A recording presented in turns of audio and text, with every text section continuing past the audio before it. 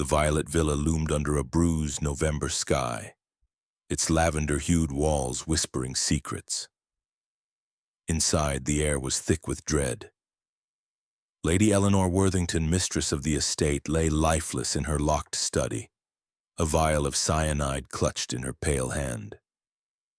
The door, bolted from within, mocked the gathered household. Suicide, they whispered, yet the scene felt staged, a puzzle incomplete. Hercule Poirot, summoned by a cryptic note, stroked his mustache, his gray eyes gleaming. "Mon Dieu," he murmured, "a locked room is but a challenge to the little gray cells." What truth hid behind the violet veil? Chapter 1. The Shadow of Suspicion. The November mist clung to the Devonshire hills like a mourner's veil, shrouding the world in a damp gray hush. Hercule Poirot, impeccably clad in a tailored overcoat and polished shoes, stepped from the chauffeured car onto the gravel drive of Violet Villa.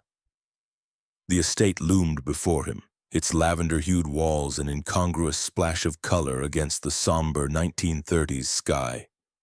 Its gables, sharp and Gothic, pierced the fog, and its tall windows glinted like eyes guarding secrets. Poirot adjusted his Homburg hat, his mustache twitching as he surveyed the scene. "Mon Dieu," he murmured, "a house so beautiful yet so heavy with dread." Inspector Japp awaited at the entrance, his weathered face etched with unease. His trench coat was rumpled, his boots muddied from pacing the grounds. "Poirot, you're a sight for sore eyes," he said, his voice low, as if the villa itself might overhear. "It's a bad business. Lady Eleanor Worthington, dead in her study, poison, they're saying. Cyanide from the look of it. But here's the rub. The room was locked from the inside, bolted tight, no one in, no one out." His brow furrowed and he shook his head. "It's got the whole household in a tizzy." Poirot's gray eyes gleamed with interest, the spark of a puzzle igniting within them. "A locked room, mon ami. That is not an obstacle, but an invitation. The truth, it hides in the details and the little gray cells. They are ready to listen." He gestured toward the villa's ornate double doors carved with ivy motifs. "Shall we?" The foyer enveloped them in opulence. Crystal chandeliers hung like frozen waterfalls, casting fractured light across marble floors. Velvet drapes framed tall windows, their deep burgundy folds absorbing the daylight. A grand staircase spiraled upward, its banister gleaming with polish. Yet the air was thick, not with warmth, but with a palpable tension, as if the villa itself held its breath. 4 figures stood in the drawing room to the right, their silhouettes stark against the glow of a crackling fireplace. Poirot's gaze swept over them, cataloging each expression, each subtle gesture.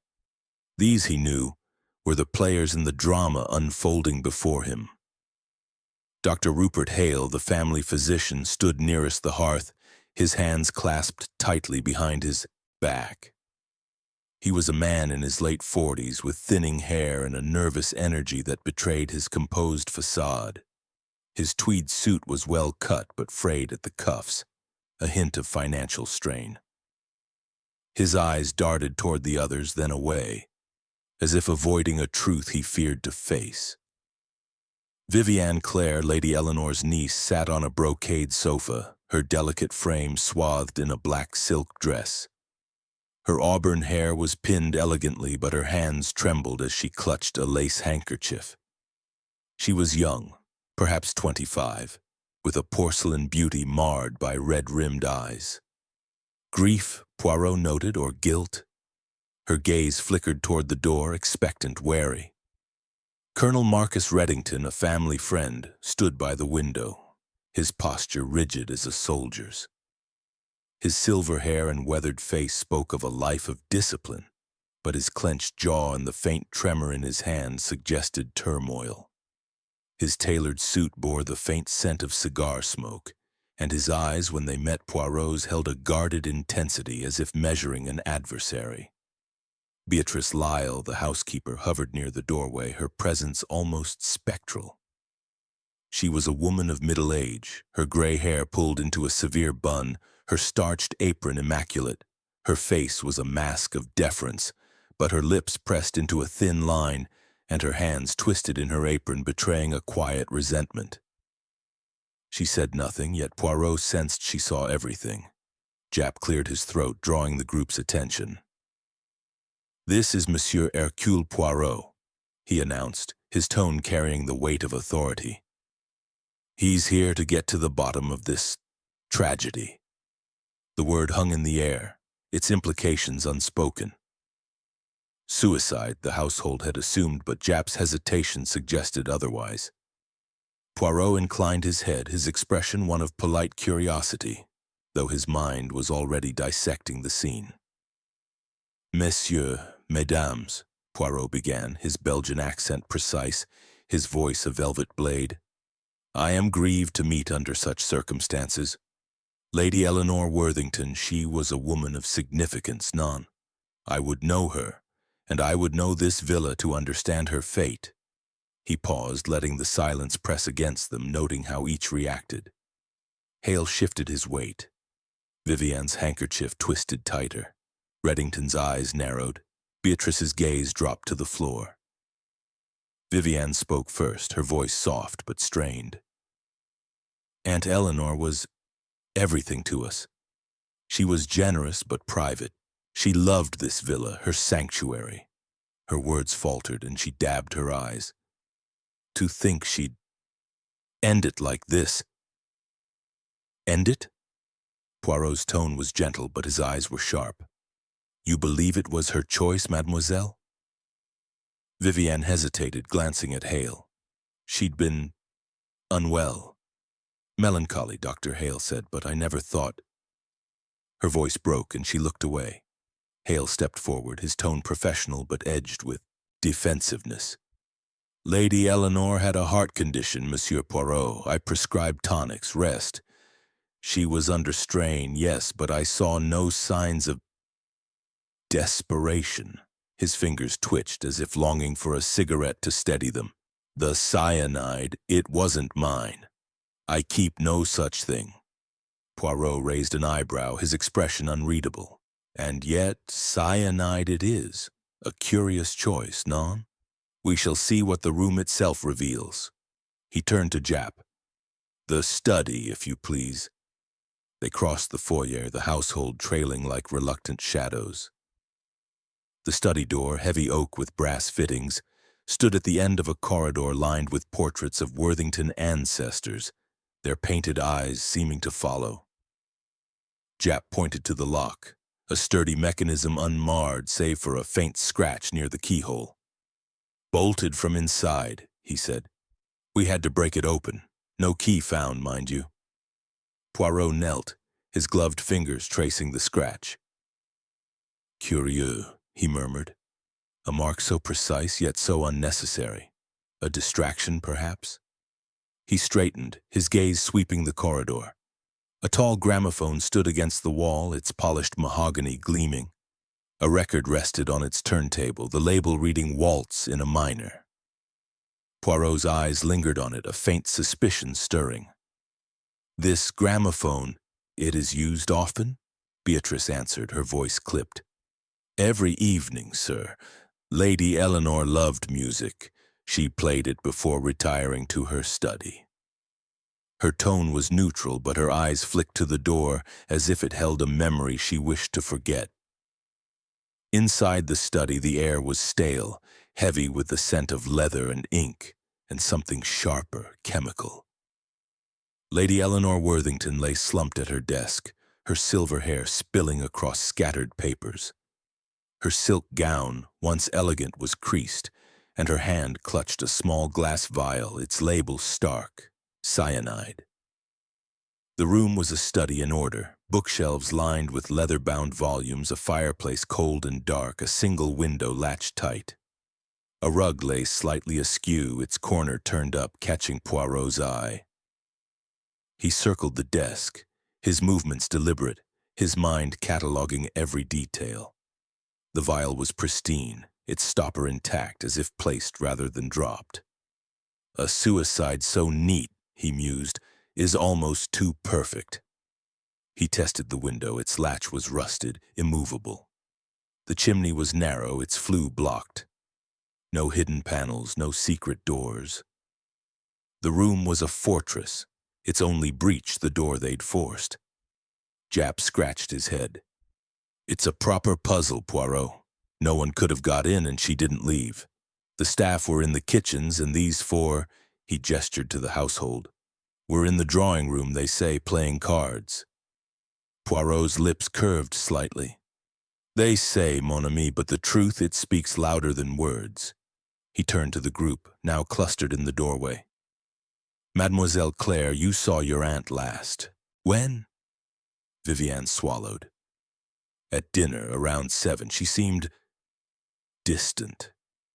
Said she had letters to write. Her voice wavered, and Reddington placed a hand on her shoulder, a gesture both comforting and possessive. And you, Colonel? Poirot's tone was casual, but his eyes missed nothing. Reddington stiffened. I spoke with her after dinner. A private matter. She was upset, but alive when I left her.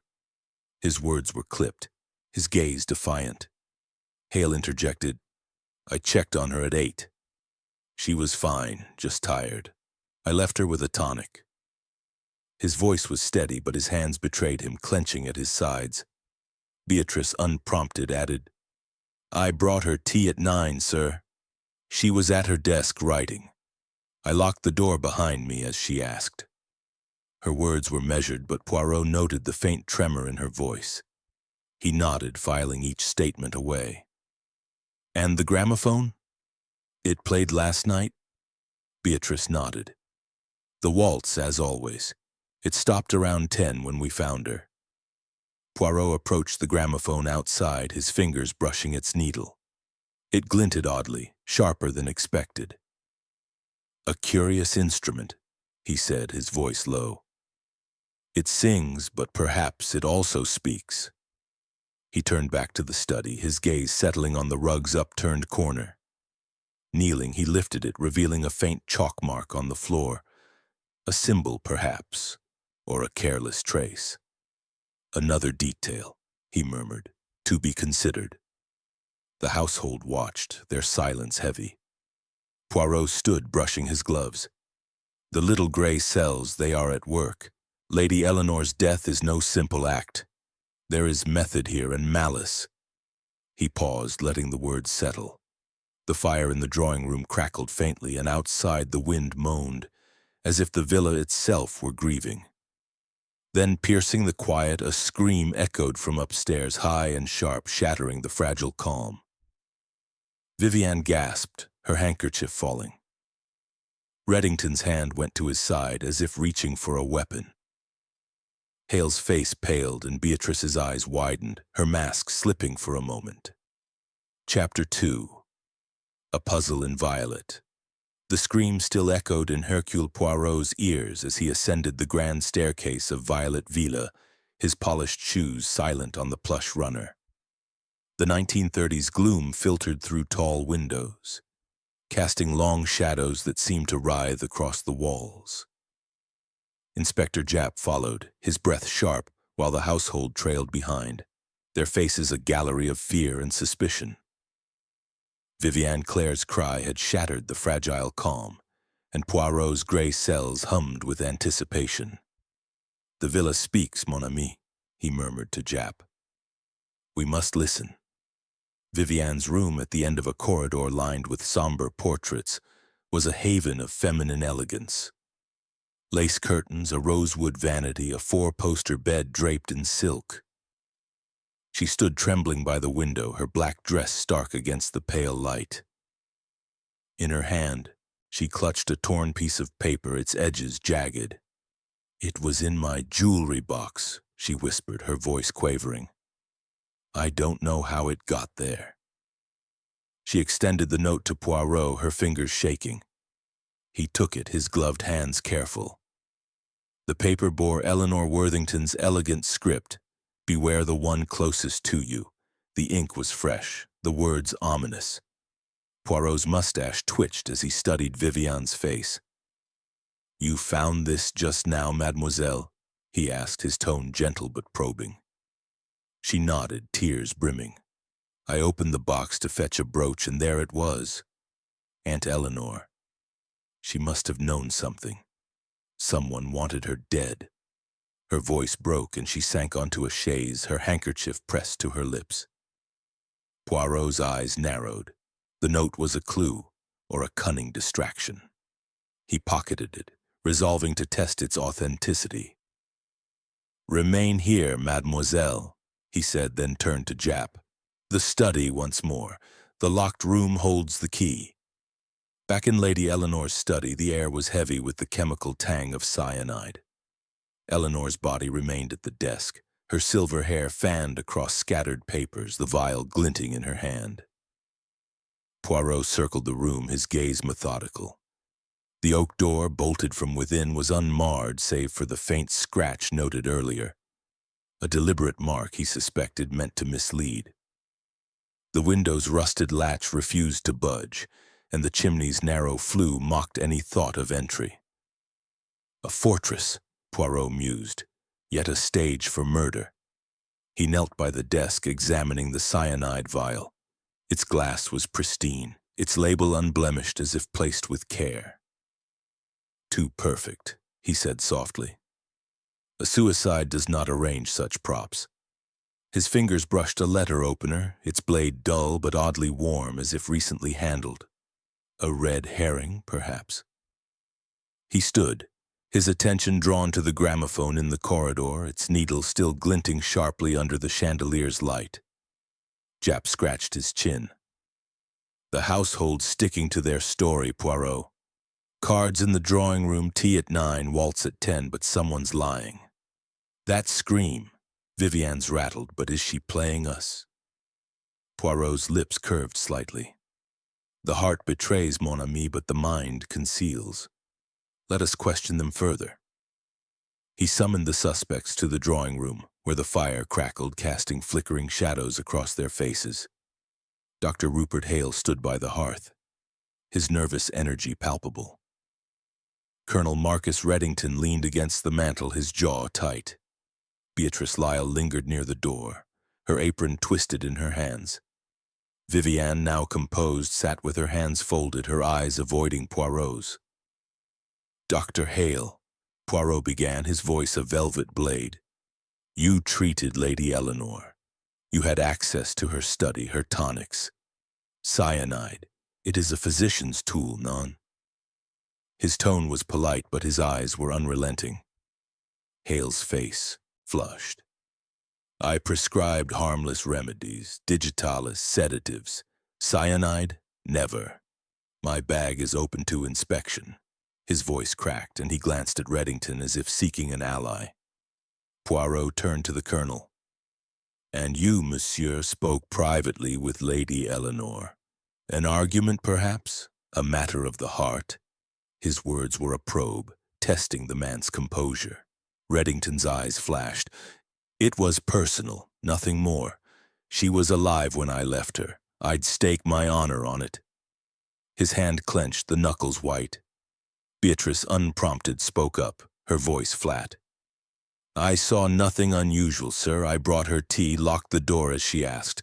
The waltz played same as every night." Her gaze dropped, but Poirot noted the slight tremor in her hands. He paced, his mind weaving their words into a tapestry of half-truths. The note in Viviane's box suggested a conspiracy, yet its placement felt theatrical. The gramophone's needle, too, nagged at him, its sharpness unnatural. He paused by the instrument, his fingers hovering over the turntable. "This waltz," he said. "It played at the moment of death. A coincidence or a signal?" Jap frowned. "You think the music's tied to it? Blimey, Poirot, that's a stretch." Poirot's smile was enigmatic. "The little gray cells, they stretch far, mon ami." He tested the gramophone, winding it gently. The needle descended and the waltz began, its haunting melody filling the corridor. The sound was pure, yet Poirot's ear caught a faint click, almost imperceptible, as the needle touched the record.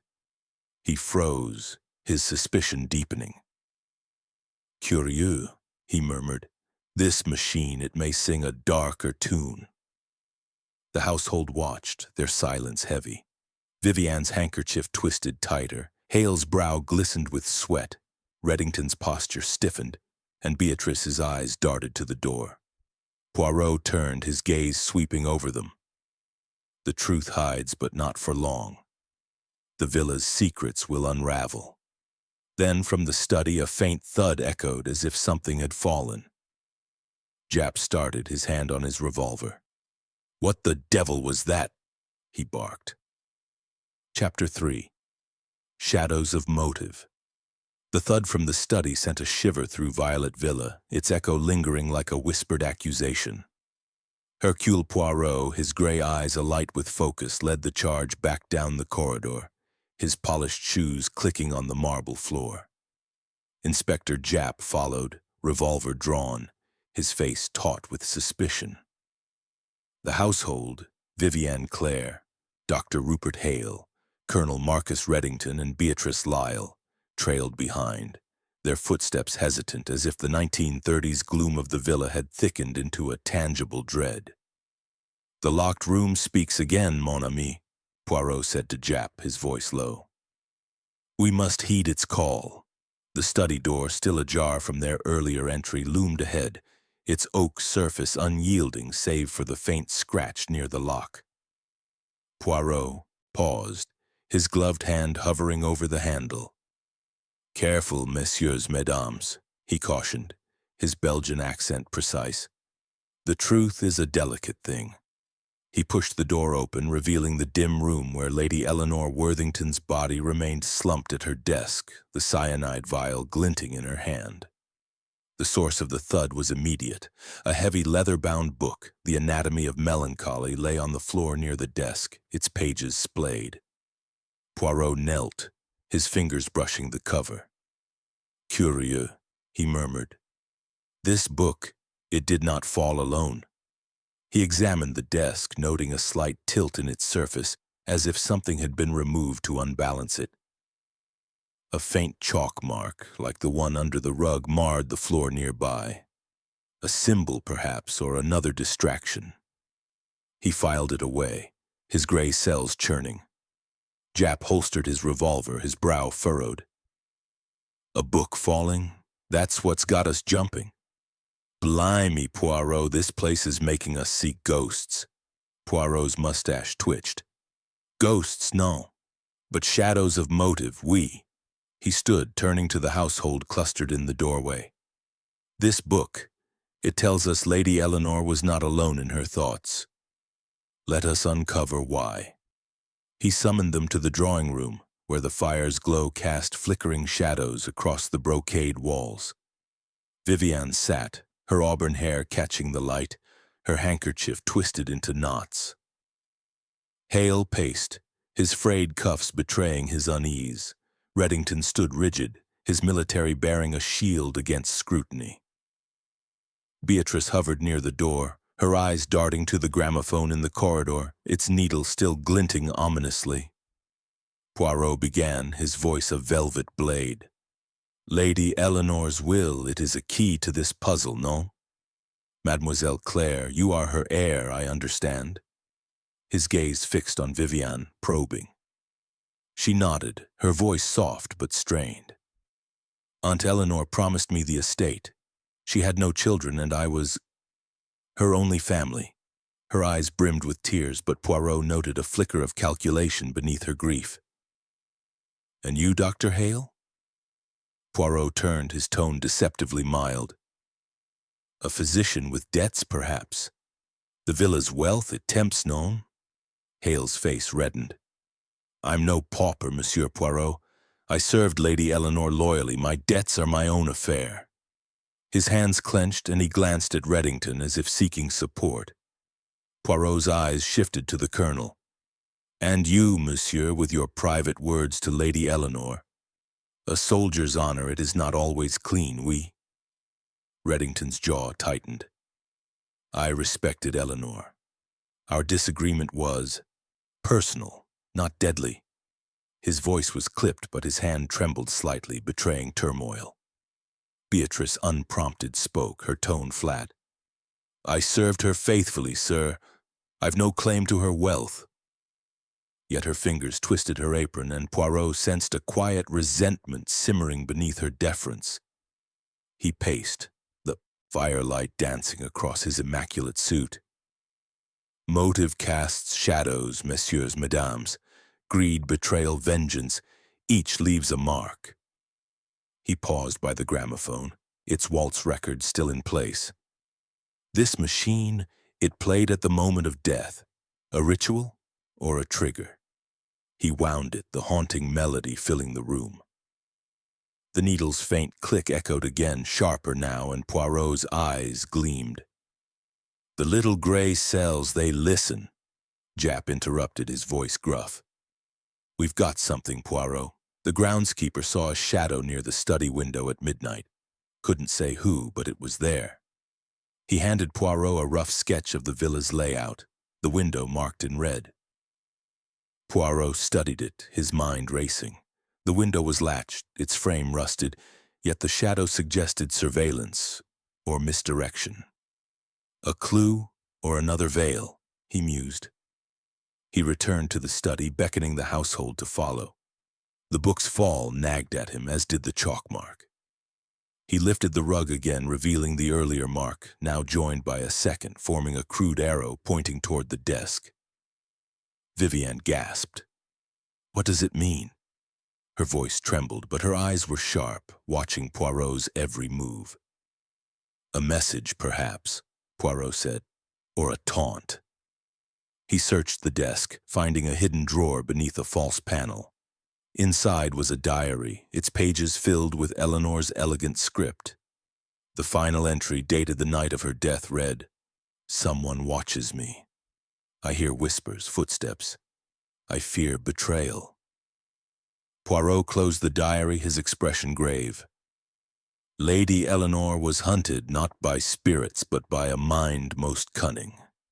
He turned to the household, their faces pale in the dim light. The shadows of motive grow longer, and the truth draws near. Then from the corridor, the gramophone's waltz abruptly stopped, replaced by a faint, eerie scratching sound, as if the needle had caught on something unnatural. Chapter 4. A Melody of Deceit. The gramophone's eerie scratching sliced through the silence of Violet Villa, halting the haunting waltz as if the instrument itself recoiled from a hidden truth. Hercule Poirot, his gray eyes gleaming with purpose, stood in the corridor, his gloved hand poised over the turntable. The 1930s gloom clung to the walls, the chandelier's light casting jagged shadows across the marble floor.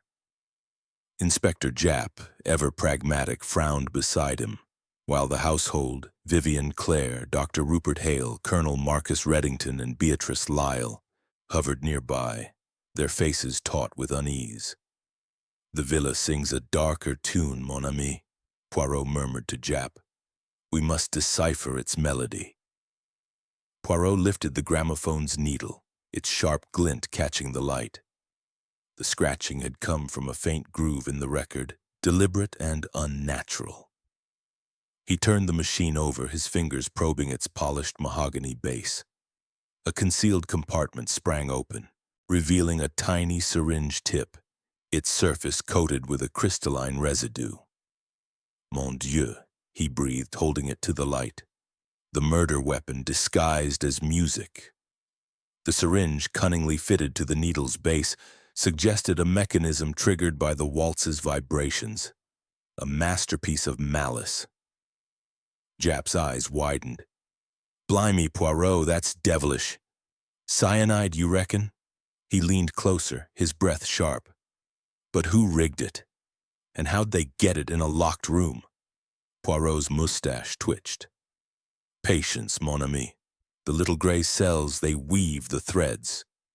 He pocketed the syringe tip, his mind racing. The device required precision and access. implicating someone with both skill and opportunity.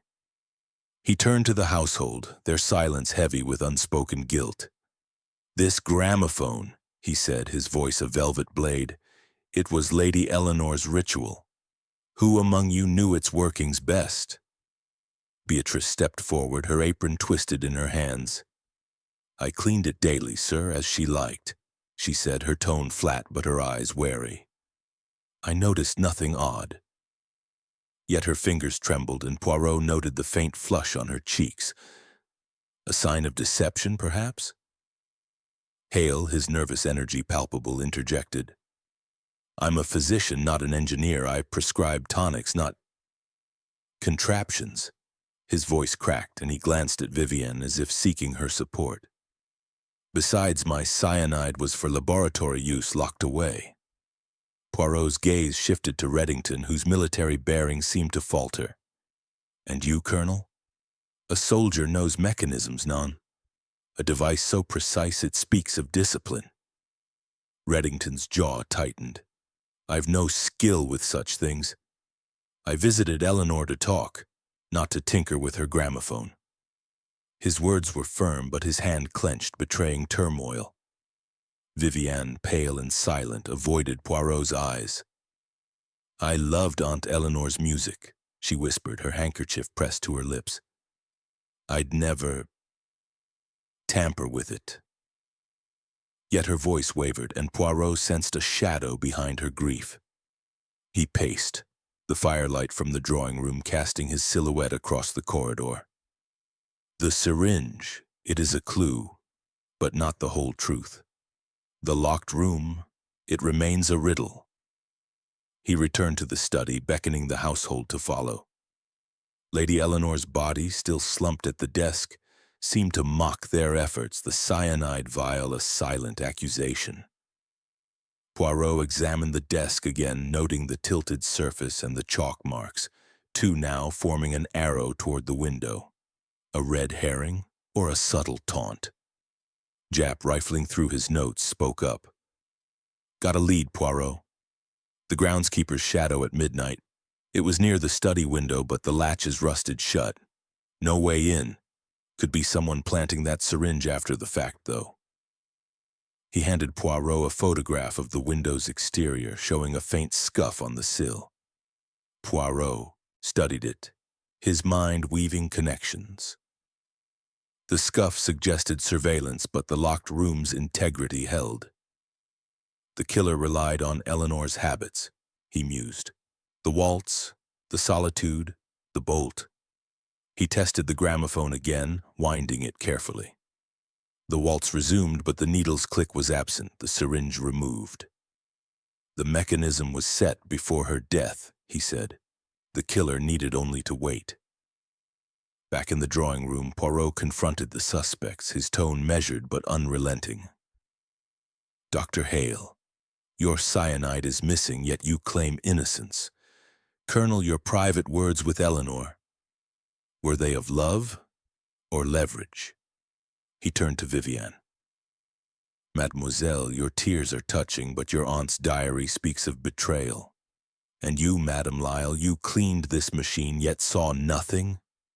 Hale sputtered, Reddington glared, Vivienne sobbed, and Beatrice stiffened. The tension crackled, each suspect a thread in the villa's web of deceit. Poirot's eyes lingered on the gramophone, its record now still. "The melody conceals, but it also reveals," he said. "The truth is near." Then from Vivienne's handbag, a faint rustle broke the silence. She froze, her eyes wide, as a folded paper slipped to the floor. Poirot stooped to retrieve it, his gloved fingers unfolding a jeweler's receipt. For a custom needle, dated a week before Eleanor's death. Chapter 5. The False Trail. The jeweler's receipt lay in Hercule Poirot's gloved hand, its crisp edges a stark contrast to the suffocating tension of Violet Villa's drawing room. The 1930s gloom pressed against the tall windows, the fire's glow casting flickering shadows across the faces of Vivienne Clare, Dr. Rupert Hale, Colonel Marcus Reddington, and Beatrice Lyle. The receipt for a custom needle, dated a week before Lady Eleanor Worthington's death, pointed an accusing finger at Vivian, whose pale face betrayed a flicker of panic. Poirot's gray eyes gleamed, his mustache twitching as he murmured, "The little gray cells, they unravel the threads, no?" Inspector Japp, standing by the hearth, broke the silence. "That's damning, Poirot. A needle for the gramophone right before the murder? Miss Clare, you've got explaining to do." His voice was gruff, his eyes narrowing as he watched Vivian's trembling hands clutch her handkerchief. Vivian's voice quavered, but her tone held a note of defiance. "It's not what you think. I ordered a needle as a gift for Aunt Eleanor. She loved her music. I'd never harm her." Her auburn hair caught the firelight, but her eyes darted to the floor, avoiding Poirot's unrelenting gaze. Poirot folded the receipt, slipping it into his pocket. "A gift, mademoiselle? Perhaps. But the truth, it is like a melody, easily distorted." He paced, his polished shoes silent on the brocade rug, his mind weaving the clues. The syringe hidden in the gramophone, the diary's whispers of betrayal, the chalk marks forming an arrow.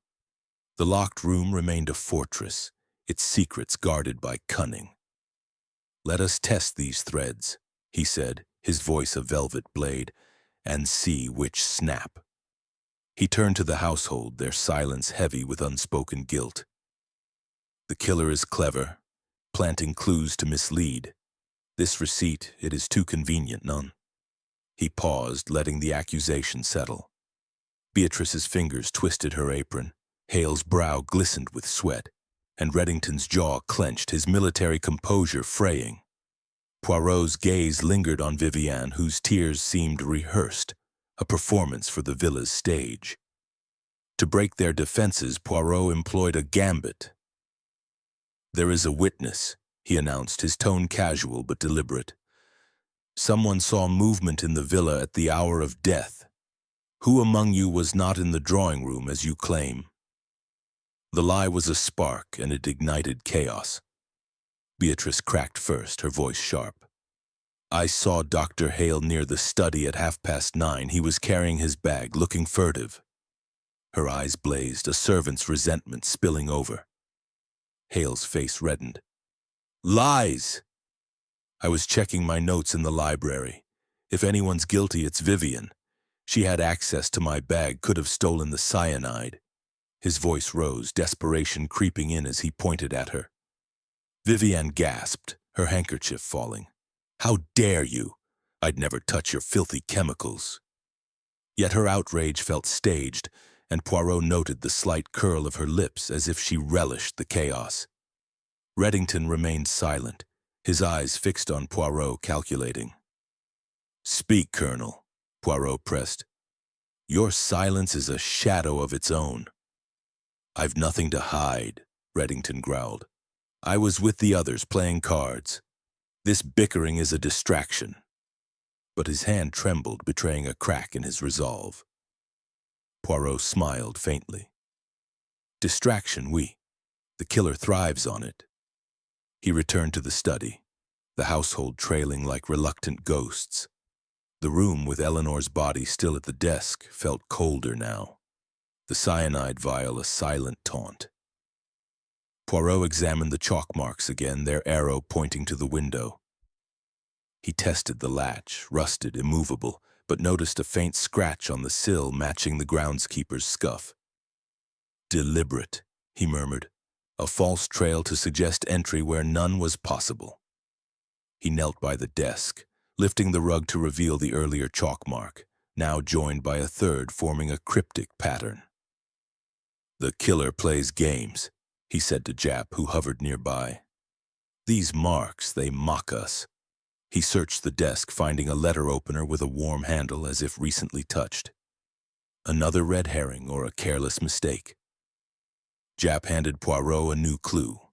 A groundskeeper's tool, a thin wire found near the study window. "Could have been used to tamper with the latch," Japp suggested, though the window's sealed tight. Poirot turned the wire over, its tip bent. Possible, but unlikely. The locked room was never breached. The gramophone, it is the key. He returned to the corridor, winding the gramophone. The waltz played, its melody haunting, but without the syringe, the needle's click was absent. The device was timed, he said. The killer knew Eleanor's routine. Tea at 9, waltz at 10, solitude in her study. Back in the drawing room, Poirot tested Vivian's diary, found in the hidden drawer. Its final entries grew frantic. Whispers in the walls. I am watched. Betrayal is near. He compared the handwriting to the torn note from Vivian's jewelry box. Beware the one closest to you. The scripts were similar, but the note's ink was fresher, suggesting a forgery.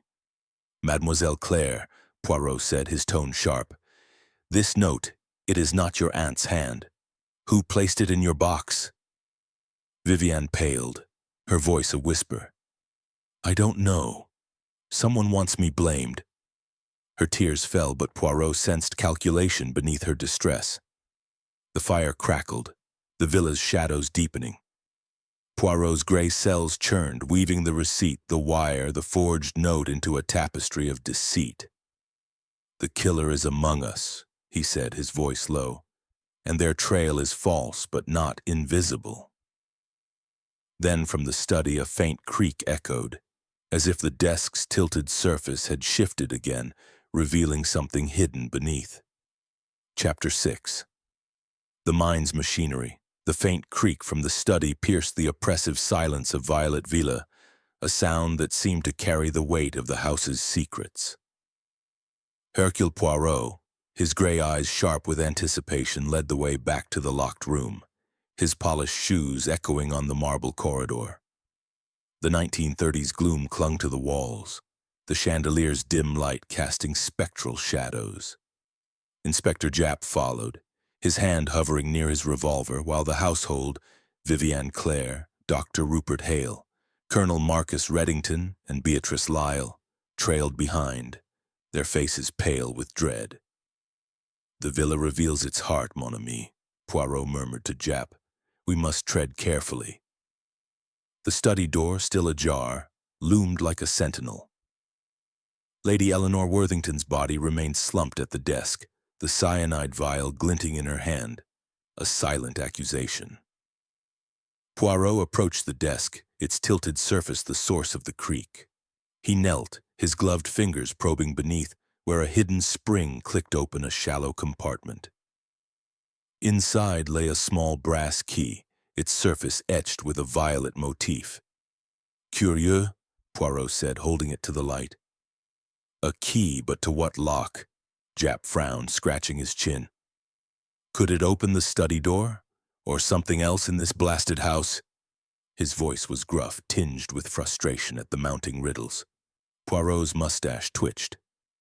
Not the door, mon ami. The bolt was internal, unbroken. This key, it unlocks another secret. He pocketed it, his mind weaving the clues. The gramophone syringe, the forged note, the chalk marks, and now, this key. The locked room was a puzzle, but the killer's mind was the true machinery at work.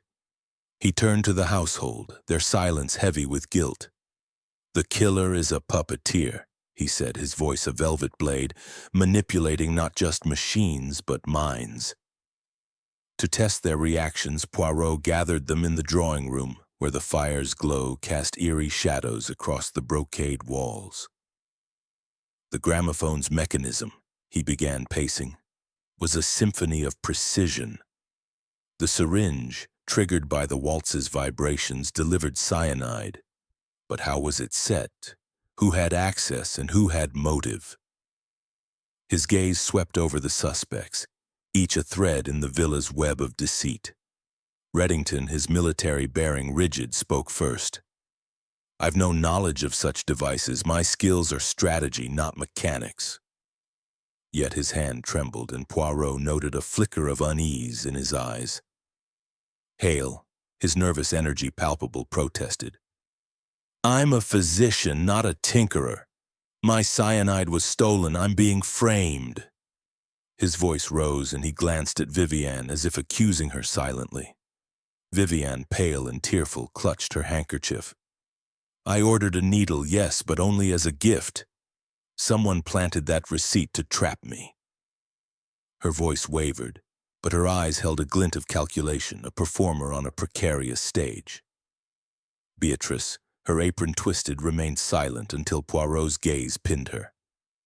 I cleaned the gramophone, sir, nothing more. I saw no syringe. Her tone was flat, but her fingers betrayed her, knotting tighter. Poirot paused by the gramophone in the corridor, its needle glinting ominously. The killer knew Lady Eleanor's routine. Tea at 9, waltz at 10, solitude in her study. But the diary, it speaks of whispers of fear.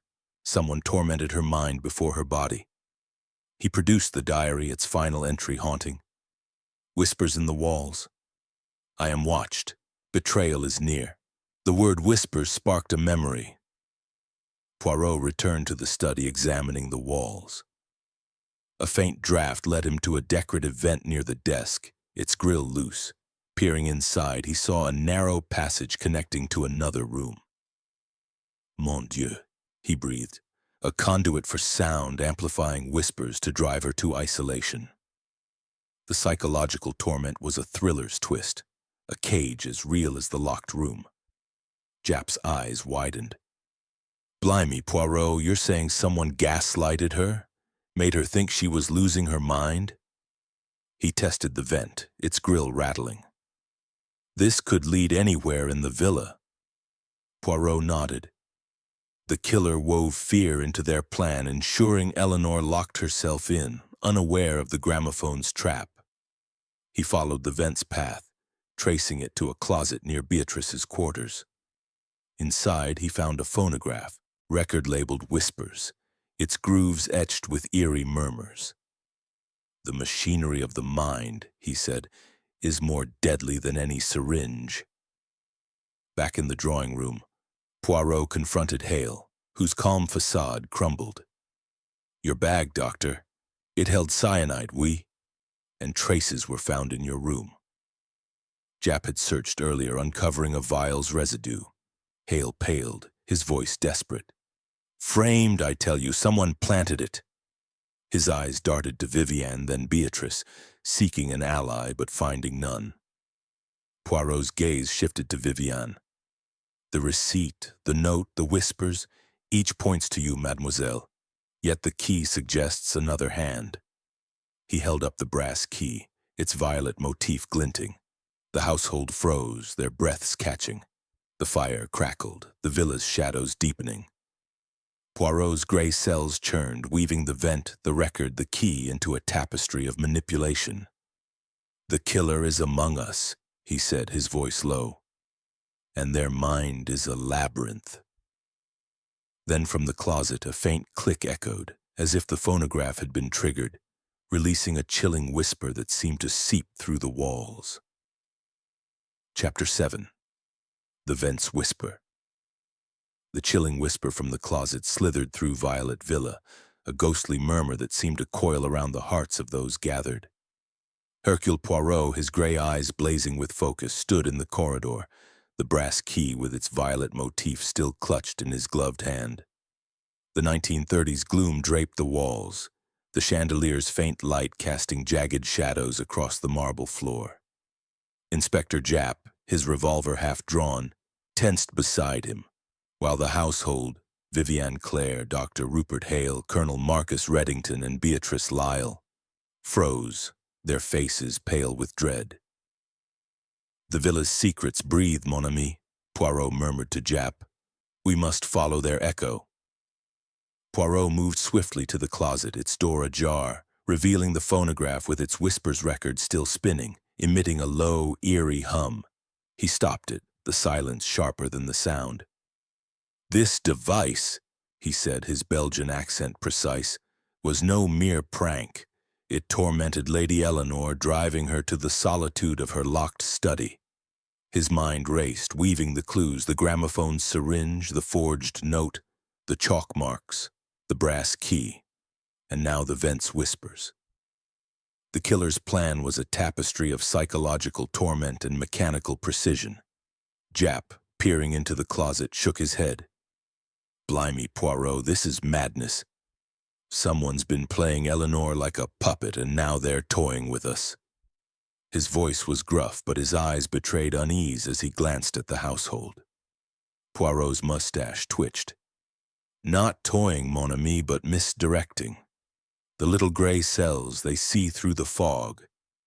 He traced the vent's path from the closet, confirming it led to Beatrice's quarters. Madame Lyle, he said, turning to the housekeeper whose apron was knotted in her hands. This vent connects to your room. You heard nothing of these whispers? Beatrice's lips pressed thin, her voice flat but trembling. I heard nothing, sir. I keep to my duties. Yet her eyes darted to the floor, and Poirot sensed a crack in her stoic facade. Lady Eleanor was cruel, but I'd not harm her, she added unprompted, her words spilling like a confession. Poirot's gaze sharpened. Cruel, you say? Speak, madame. Beatrice hesitated, then spoke, her voice low. She mocked me, called me a shadow, unworthy of notice. For years I bore it. I recorded those whispers to scare her, to make her feel small. But I swear I didn't kill her. Her hands shook and tears glistened. But Poirot noted a flicker of defiance beneath her remorse. The household gasped, Vivian's handkerchief fluttering to the floor. Hale's face flushed, and Reddington's jaw tightened. Poirot nodded, filing her confession away. A motive, oui, but not the whole truth. The gramophone's syringe required more than resentment. It required cunning. He returned to the study, the household trailing like reluctant specters. Lady Eleanor's body, still at the desk, seemed a silent judge, the cyanide vial glinting in her hand. Poirot reconstructed the crime. The whispers, amplified through the vent, drove Eleanor to lock herself in, fearing betrayal. The gramophone, rigged with a syringe, delivered cyanide via the waltz's vibrations, a death orchestrated with chilling precision. The killer used Eleanor's habits against her, he said to Jap. Tea at 9, waltz at 10, solitude. But who set the trap? Jap handed Poirot a new clue, a jeweler's ledger confirming Vivian's order for a custom needle, not merely a gift, but a syringe tip, crafted to fit the gramophone. This nails her, Poirot, Jap said, his voice firm. She's got motive, inheritance, and means. Poirot studied the ledger, his mind racing. The receipt from Vivian's bag, the forged note, the needle, all pointed to her, yet the brass key nagged at him, its purpose unclear. He confronted Vivian in the drawing room, where the fire's glow cast her auburn hair in a halo of light. Mademoiselle, this ledger damns you, a needle, not for music, but for murder. Speak. Vivian's eyes brimmed with tears, but her voice held a steely edge. I ordered it, yes, but I was tricked. Someone used my name, my trust. I loved Aunt Eleanor.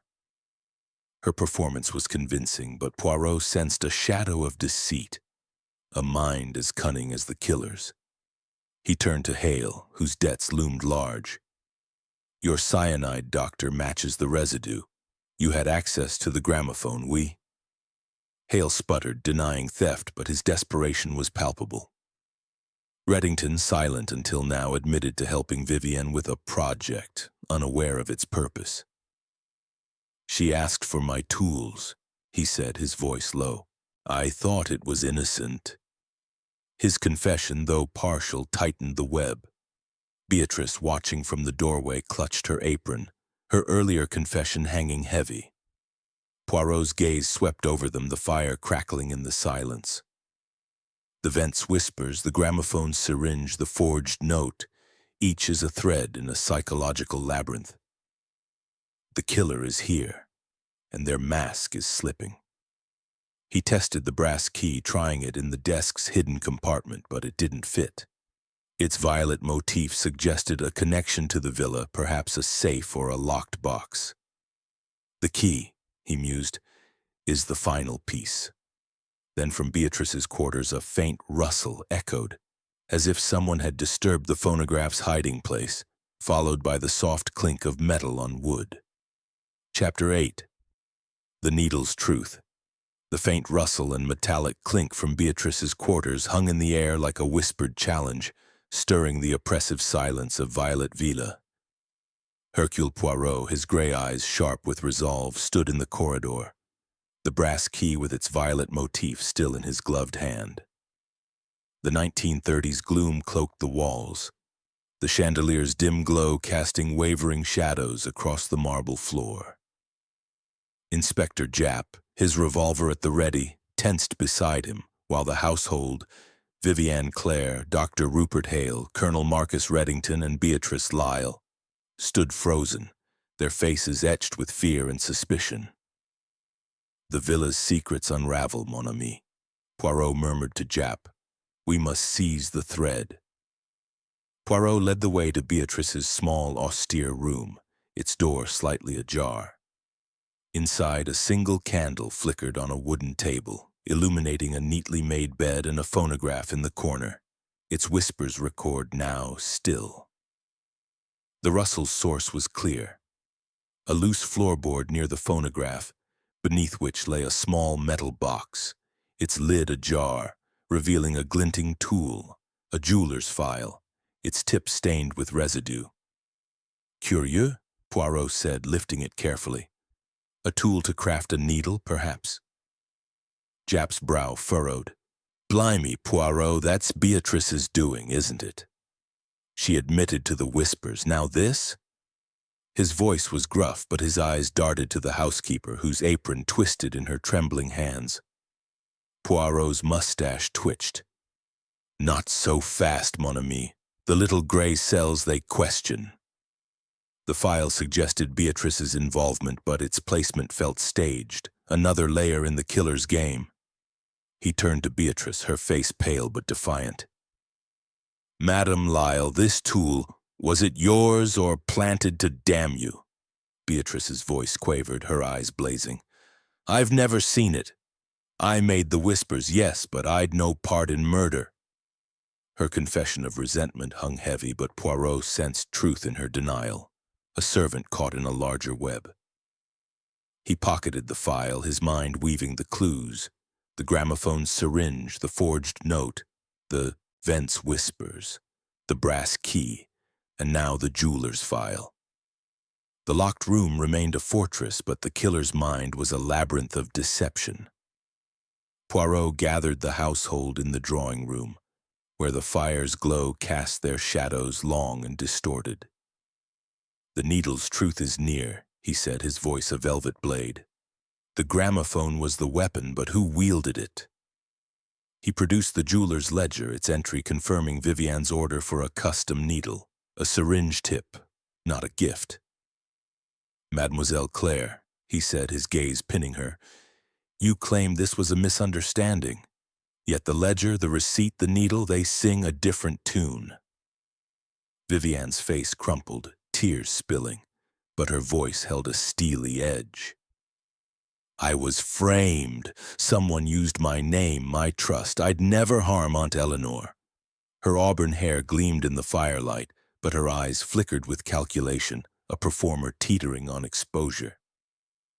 Poirot turned to Hale, whose debts and missing cyanide loomed large.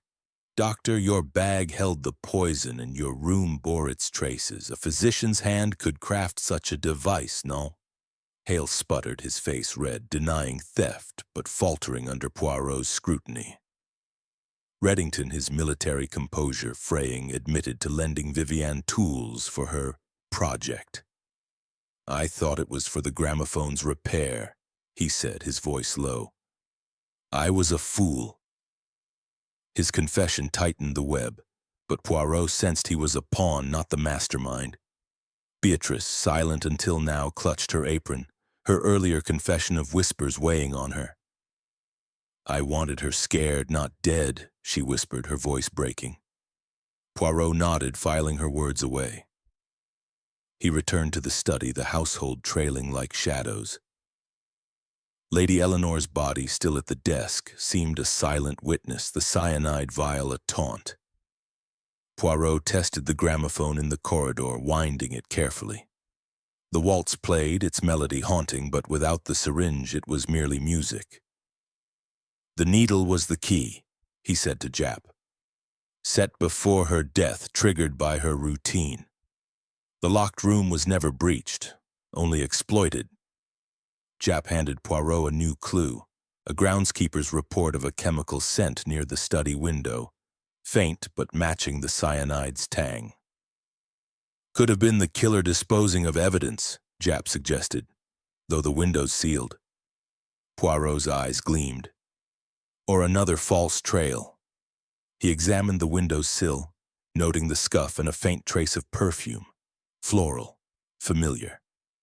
This scent, he said, it is Mademoiselle Claire's. Viviane gasped, her handkerchief fluttering, but Poirot's gaze was unrelenting. The perfume. It lingers where you have been. Near the gramophone, the window, the study. Viviane's voice rose, desperate. I was in the study often. It means nothing. Yet her tears seemed rehearsed, and Poirot sensed the killer's mask slipping. He tested the brass key again, trying it in the desk's hidden compartment, but it refused to turn. Its violet motif suggested a connection to the villa. Perhaps a safe, a box, or a secret lock. The key, he mused, holds the final truth. The fire crackled, the villa's shadows deepening. Poirot's gray cells churned, weaving the file, the perfume, the ledger into a tapestry of deceit. The killer is among us, he said, his voice low, and their trail is clear, though cloaked in lies. Then from the corridor, the gramophone's needle scratched once more, a sharp, deliberate sound, as if someone had reset the record to play a new, deadly note. Chapter 9. The Little Gray Cells. The gramophone's sharp scratch sliced through the heavy silence of Violet Villa, a deliberate note that seemed to taunt the gathered household. Hercule Poirot, his gray eyes blazing with the fire of revelation, stood in the corridor, the brass key with its violet motif still in his gloved hand. The 1930s gloom cloaked the walls, the chandelier's dim light casting wavering shadows across the marble floor. Inspector Jap, his revolver half drawn, tensed beside him while the household. Viviane Claire, Dr. Rupert Hale, Colonel Marcus Reddington, and Beatrice Lyle stood rooted, their faces a gallery of dread and defiance. The villa's final note has played, mon ami, Poirot murmured to Jap. The little gray cells, they have sung their symphony. Poirot gathered the household in the drawing room, where the fire's glow cast their silhouettes in stark relief against the brocade walls. The gramophone stood silent in the corridor, its needle glinting like an accusing eye. Messieurs, mesdames, Poirot began, his Belgian accent precise, his voice a velvet blade. The murder of Lady Eleanor Worthington was a masterpiece of deception, a psychological labyrinth woven with precision. But the truth it cannot hide from the little gray cells. He paced, his polished shoes silent, his mind weaving the clues. The gramophone's syringe, the forged note, the vent's whispers, the jeweler's file, the brass key, and Viviane's perfume. The locked room was a stage, the killer a puppeteer. Let us unravel the threads, he said, his gaze sweeping over the suspects. The gramophone was the weapon, its needle rigged to inject cyanide, triggered by the waltz's vibrations. The vent's whispers drove Eleanor to isolate herself, locking the door, unaware of the trap. But who orchestrated this deadly melody? He turned to Beatrice, whose apron was knotted in her trembling hands. Madame Lyle, you confess to the whispers, a servant's revenge for years of cruelty. Yet the syringe required skill beyond your means. You were a pawn, none. Beatrice's eyes brimmed with tears, but she nodded, her defiance crumbling. Poirot faced Reddington, his military bearing frayed. Colonel, You lent tools to Mademoiselle Claire, believing her project innocent. Your affair with Eleanor ended bitterly, gave you motive but not the cunning for this device. You, too, were used. Reddington's jaw clenched, his silence a confession of shame. He addressed Hale, whose debts and missing cyanide loomed large. Doctor, your vial was stolen, your room tainted with residue, a convenient scapegoat framed to divert suspicion. You are guilty of greed, perhaps, but not murder. Hale's shoulders sagged, relief warring with humiliation. Poirot's gaze settled on Viviane, her auburn hair aglow, her handkerchief clutched like a shield. Mademoiselle Claire, the threads converge on you. The jeweler's receipt, the custom needle, the perfume near the gramophone and window. All point to your hand. The forged note mimicking Eleanor's script was your flourish, a taunt to mislead. You knew her routine, tea at 9, waltz at 10, solitude in her study. You orchestrated her fear, her death, her legacy. Viviane's face paled, her tears drying. Then chillingly she laughed, a sound sharp and unhinged. You're clever, Monsieur Poirot, but you've no proof. Aunt Eleanor deserved it, her wealth, her cruelty, her disdain. I was her shadow, never her heir. Why shouldn't I take what was mine? Her voice dripped venom, her mask shattered, revealing the killer's cold heart. Japp stepped forward, his voice firm. That's a confession, Miss Claire. You're under arrest. He signaled to constables waiting outside, but Viviane's laughter grew, a psychological edge that chilled the room. Poirot raised a hand, his tone calm but unrelenting. The proof, mademoiselle, is in the details. The ledger confirms your order, the perfume betrays your presence, the note's ink reveals your forgery. The brass key, it unlocks a safe in Eleanor's bedroom where you hid the jeweler's designs for the syringe. He produced the key, its violet motif glinting. I found the safe this morning, its contents damning. Viviane's laughter faltered, her eyes widening. You couldn't have... Her voice broke and she lunged for the door, but Japp's constables blocked her, their grips firm. She sagged, her defiance crumbling, a puppet whose strings had been cut. Poirot continued, addressing the household. The murder was a symphony of manipulation. Beatrice's whispers, crafted from resentment, were exploited by Viviane to torment Eleanor. Reddington's tools, lent in ignorance, built the device. Hale's cyanide, stolen, became the weapon. Viviane wove these threads, using each of you to mask her crime. The locked room was her triumph, a psychological cage as deadly as the poison. The fire crackled, the villa's shadows retreating as the truth emerged. Poirot's gray cells had unraveled the labyrinth, exposing Viviane's chilling intellect. The little gray cells, he said, his voice low. See what the heart conceals. The truth is clear and justice will follow. Japp nodded, his face grim. Well done, Poirot. She'll face the gallows for this. He escorted Viviane out, her head bowed, her laughter silenced. The household remained, stunned. Their roles in the tragedy laid bare. Beatrice wept, her remorse palpable. Reddington stood rigid, his honor tarnished. Hale, shaken, vowed to reform. The villa, once a fortress of secrets, seemed to exhale, its violet walls no longer suffocating. Then from the study a faint clatter echoed, as if the cyanide vial had slipped from Eleanor's lifeless hand. A final note in the villa's deadly score. Chapter 10. Justice Inviolate. The clatter of the cyanide vial in the study reverberated through Violet Villa, a final ghostly note in the symphony of deception that had claimed Lady Eleanor Worthington's life. Hercule Poirot, his gray eyes steady with the calm of resolution, stood in the drawing room, the brass key with its violet motif now resting in his pocket. The 1930s gloom seemed to lift, the chandelier's light casting a softer glow across the marble floor. Inspector Japp, his face grim but satisfied, had escorted Viviane Claire away, her confession echoing in the silence. The household, Dr. Rupert Hale, Colonel Marcus Reddington, and Beatrice Lyle, remained, their expressions a mix of relief and remorse. "The villa is silent at last, mon ami," Poirot said to Jap, his Belgian accent precise. "But the truth, it demands its epilogue." Poirot led the group back to the study, drawn by the vial's fall. The room, with Eleanor's body still slumped at the desk, felt less oppressive now, as if the air had cleared with Viviane's unmasking. The vial lay on the floor, its stopper loose, a faint residue staining the rug. Poirot knelt, his gloved fingers examining it.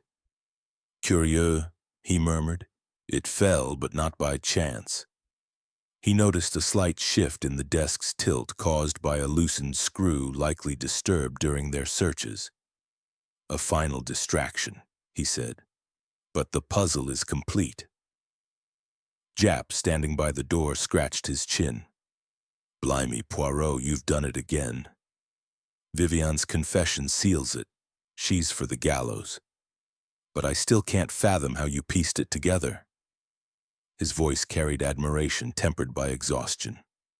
Poirot's mustache twitched, a faint smile curving his lips. "The little gray cells, mon ami, they see what the heart conceals." He gathered the household in the drawing room, the fire's glow casting their shadows in gentle relief. "Let us recount the truth to lay the villa's ghosts to rest." He paced, his polished shoes silent, his voice a velvet blade. Viviane Clare was the architect of Lady Eleanor's death, a murder born of greed and vengeance. For years she lived in Eleanor's shadow, her inheritance promised but her worth belittled. She wove a psychological web exploiting each of you to mask her crime. Turned to Beatrice, whose tearful eyes met his. "Madame Lyle, your whispers born of resentment were a tool Viviane used to torment Eleanor, driving her to lock herself in her study." Beatrice nodded, her voice breaking. "I was a fool, sir. I wanted her humbled, not dead. I'll carry that shame forever." Her hands, no longer twisting her apron, rested limp in her lap. Poirot faced Reddington, his military bearing softened by shame. "Colonel, your affair with Eleanor ended bitterly, gave Viviane leverage. Your tools, lent in ignorance, built the gramophone's deadly device." Reddington's jaw tightened, but he nodded, his honor tarnished but intact. To Hale, Poirot said, "Doctor, your debts and stolen cyanide made you a scapegoat. Viviane framed you knowing your greed would cast suspicion." Hale, his face pale, murmured, "I'll reform, Monsieur Poirot. I swear it." Poirot produced the brass key, its violet motif glinting. This key unlocked a safe in Eleanor's bedroom where Viviane hid the jeweler's designs for the syringe. The ledger, the receipt, the perfume, the forged note, each was her signature. The gramophone, rigged with a needle that injected cyanide, was triggered by the waltz Eleanor loved, a betrayal of her ritual. The locked room was her cage, a psychological triumph as deadly as the poison. He paused, letting the fire's crackle fill the silence. Viviane's confession revealed her psyche, a mind warped by years of disdain, calculating and cold. She laughed, believing her plan flawless, but the little gray cells saw through her veil. Jap nodded, his voice firm. "She's in custody now, Poirot. The evidence, ledger, designs, perfume will convict her. The villa's free of her poison." He glanced at the household, their faces reflecting the weight of their roles in the tragedy. Poirot stepped to the gramophone in the corridor, its needle now harmless, its waltz silent. The villa, it was a stage for human frailty, greed, pride, resentment. Yet it is also a monument to truth. He wound the gramophone, letting the waltz play one final time, its melody no longer menacing but mournful, a requiem for Eleanor. The household dispersed, their futures uncertain but unburdened. Beatrice, tearful, sought redemption in service. Reddington, his honor stained, planned to leave for London seeking solitude. Hale, shaken, vowed to rebuild his practice with integrity. The villa, its violet walls no longer suffocating, stood as a testament to the cost of betrayal. Poirot walked to the gravel drive, the November mist parting to reveal a pale sun. Japp joined him, clapping a hand on his shoulder. "You've a knack for this, Poirot. The locked room, the whispers. Thought we'd never crack it." Poirot's smile was modest. "The little gray cells, mon ami, they are never locked. The truth, it waits only for those who seek it." He adjusted his Homburg hat, his gaze lingering on the villa. Violet Villa is silent now, but its lesson endures.